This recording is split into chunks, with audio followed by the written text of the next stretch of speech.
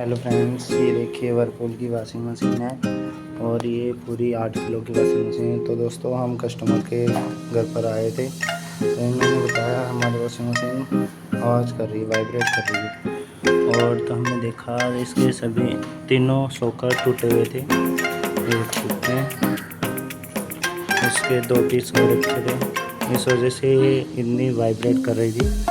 और हमने क्या किया है, ये सोकर का पैकेट ले लिया वर्लपूल का सोकर, ये नए सोकर हैं, हम इसमें स्टोर कर देंगे और फिर इस वॉशिंग मशीन को हम चला करके देखेंगे कि कितनी अच्छी तरीके से काम कर रही है।